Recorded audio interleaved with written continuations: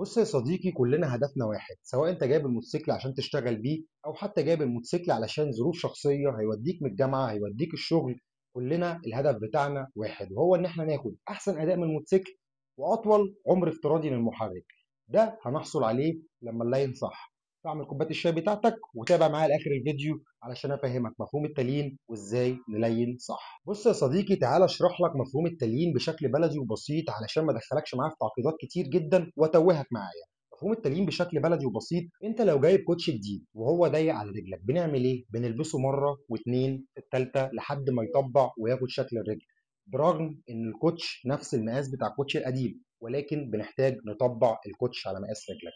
فده مفهوم التليين بشكل بسيط. الموتور من جوه، السكنز بتاعته والابعاد بتاعته محتاجه انها تطبع على بعضها، فاحنا بكل بساطه بنلين علشان نطبع ونريح ابعاد الموتور من جوه على بعضها بشكل سليم.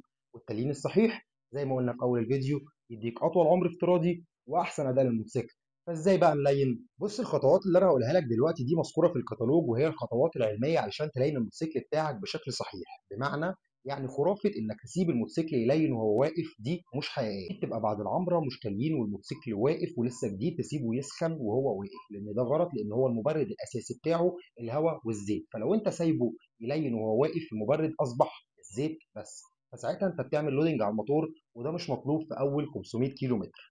تاني خطوة وهي الأهم: ما تخليش الار بي ام في أول 500 كيلو متر يعدي 4 أو 5. خليك دايما مريح الموتور وما تحملش على الموتور. ولما تيجي توقف في الزحمة أو هتوقف علشان خاطر في حاجة قدامك وأنت محتاج توقف، بلاش تحمل على الفرامل في الأول. خلي الموتوسيكل هو اللي يوقف نفسه بنفسه، علشان ده بيساعد من تليين الغيارات بشكل أسرع. تالت خطوة وهي برضه مهمة: إن أنت ما تبقاش ماشي على سرعة ثابتة لفترات طويلة. سي مثلا ما تمشيش 60 كيلو متر في الساعة على فترة طويلة، يعني أنت 5 دقايق ماسك كفة البنزين على 60 كيلو متر في الساعة. ده غلط، لأن ده بيعمل لودنج على الموتور. خلي السرعات بتاعتك متراوحة، وأتمنى إنها ما تعديش ال 60 كيلو متر في الساعة. اخرك 60 كيلو متر في الساعه. بشكل برضه بسيط علشان ممكن تكون المعلومه ما وصلتلكش: ما تخليش السرعه ثابته، ما تمشيش على سرعه ثابته وانت بتلاين الموتوسيكل بتاعك. الخطوه اللي قبل الاخيره وهي مهمه جدا يا صديقي: ان انت اول 500 كيلو متر من التليين، بالمناسبه التليين بيبقى 1000 كيلو متر، بتمشي بالخطوات اللي انا قلت لك عليها دي لحد 1000 كيلو متر. اول 500 كيلو متر من التليين بلاش يبقى فيه راكب وراك، خليك انت بس اللي على الموتوسيكل بتاعك وانت اللي بتلينه، بلاش يكون فيه راكب وراك. اخر خطوه بقى يا صديقي، ودي اهم خطوه من الخطوات اللي انا قلتها دي كلها: الزيت.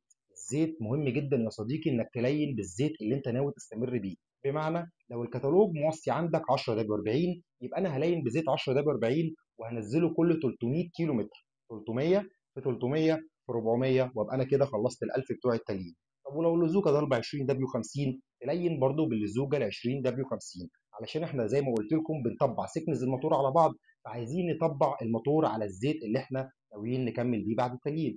فخطوه الزيت دي مهمه جدا وخد بالك منها يا صديقي. وما تنساش برضو اثناء تغيير الزيت وانت بتلين انك تطلب من الفني اللي بيغير لك زيت انه يحل لك المصفى وينضفه لك، لان التليين بيطلع منه رواسب وشوائب، فاحنا عايزين الموتور قلبه نضيف اول باول. ما تنساش تقول لي في الكومنتات نوع الموتوسيكل بتاعك ايه، وانا اقدر افيدك في نوع الزيت الموصى بيه في الكتالوج بتاعك. كان معاكم احمد السويسي، اول باول فيديو جديد عن عرض جديد ومعلومه جديده. فعلشان يوصل لكم كل جديد اعملوا اشتراك للقناة.